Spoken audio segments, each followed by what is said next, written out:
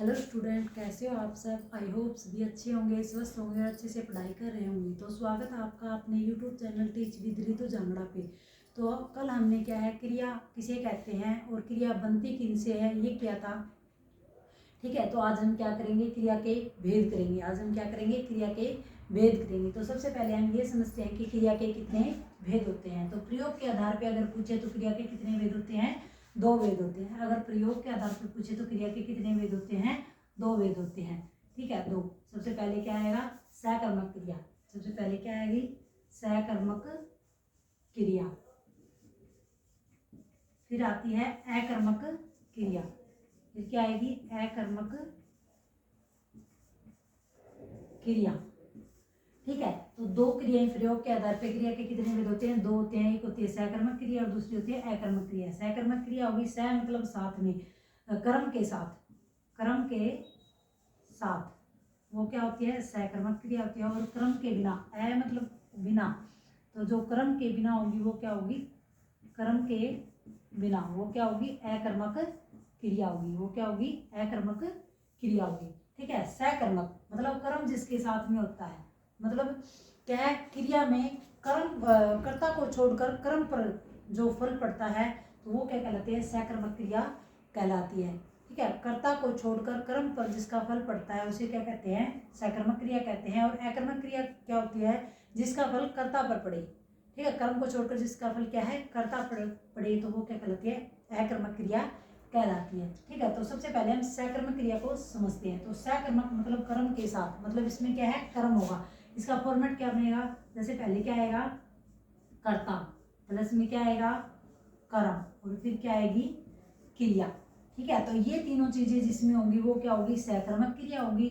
और जिसमें कर्म नहीं होगा वो क्या होगी, अकर्मक क्रिया होगी। ठीक है, तो सकर्मक क्रिया क्या होती है, जिसके साथ में कर्म होता है तो वो क्या कहलाती है, सकर्मक क्रिया कहलाती है। अब सकर्मक क्रिया के ही दो वेद होते हैं। ठीक है, सकर्मक क्रिया के कितने वेद होते हैं, दो वेद होते हैं सकर्मक क्रिया में। इनमें से क्या है, क्वेश्चन आता है स्टार्ट में तो बिल्कुल इसमें से पूछते हैं। तो सकर्मक में नंबर 1 पे आती है एक कर्मक क्रिया। ठीक है, एक कर्मक क्रिया क्या होगी, ठीक है, सकर्मक का वेद है। सकर्मक के वेद क्या है, सकर्मक मतलब जिसके साथ में कर्म होता है, तो इसी के क्या है, दो वेद है। ठीक है, सबसे पहले आती है एक कर्मक क्रिया। एक कर्मक क्रिया का मतलब होता है जिसमें एक कर्म होता है। एक कर्मक क्रिया क्या होगी, जिसमें एक कर्म होता है। ठीक है, जिसमें एक कर्म होता है। एक कर्म कैसे, जैसे राधा पुस्तक पढ़ रही है, जैसे मैंने उदाहरण दे दिया, राधा पुस्तक पढ़ रही है, तो यहाँ पे क्या है, राधा क्या है, कर्ता है, पढ़ रही है क्या है, क्रिया है, और पुस्तक क्या हो गया, कर्म हो गया। तो यहाँ पे क्या है, कर्म तो एक ही है ना, पुस्तक क्या है, एक। तो जहाँ पे भी, जैसे राधा पुस्तक पढ़ रही है, माता जी खाना बना रही है, तो जहाँ पे भी एक कर्म होता है वो क्या कहलाती है, एक कर्मक क्रिया कहलाती है। फिर आता है दूसरे नंबर पे आता है द्विकर्मक क्रिया। दूसरे नंबर पर क्या होगा, आएगी द्विकर्मक क्रिया। द्विकर्मक क्रिया क्या होती है, जिसमें दो कर्म लगते हैं। द्विकर्मक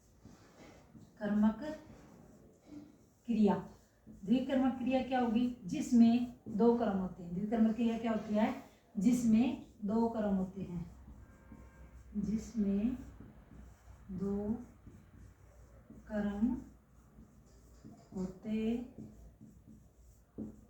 हैं। दो कर्म कैसे, जैसे मैंने यहाँ पे बोल दिया, राधा ने सीता को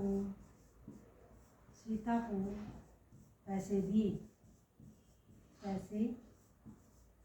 अब यहाँ पर ध्यान से समझोगे। ठीक है, द्विकर्मक मतलब जिसमें दो कर्म होते हैं। दो कर्म कैसे, जैसे राधा ने सीता को पैसे दिए, तो यहाँ पे एक क्या है, मुख्य कर्म होता है। एक क्या होता है, मुख्य कर्म होता है। ठीक है, और दूसरा क्या होता है, गौण कर्म होता है। दूसरा क्या होता है, गौण कर्म होता है। तो कई बार है ना, मतलब लाइन देके ये पूछ ले जाता है इसमें मुख्य कर्म कौन सा है और गौण कर्म कौन सा है, तो आप ध्यान रखोगे। जैसे इसमें कर्म तो दो हो गए ना, एक तो राधा ने सीता को, एक तो क्या हो गया, सीता को ये क्या है, पैसे दिए, तो ये क्या है, ये फर्स्ट हो गया और ये क्या है, सेकंड। इसमें क्या है, 2 कर्म होंगे। तो इसमें 2 कर्म हो गए, तो एक होता है मुख्य कर्म और एक होता है गौण कर्म। अब आपको ये समझना भी मुख्य कर्म कौन सा होता है और गौण कर्म कौन सा होता है। मुख्य क्रम होता है अप्राणीवाचक। मुख्य क्रम क्या होगा, अप्राणीवाचक। अप्राणीवाचक मतलब नॉन लिविंग थिंग्स, ठीक है, जिसमें मतलब वो जीवन नहीं होता, ठीक है, नॉन लिविंग थिंग्स होगी, ये क्या होगी, नॉन लिविंग थिंग्स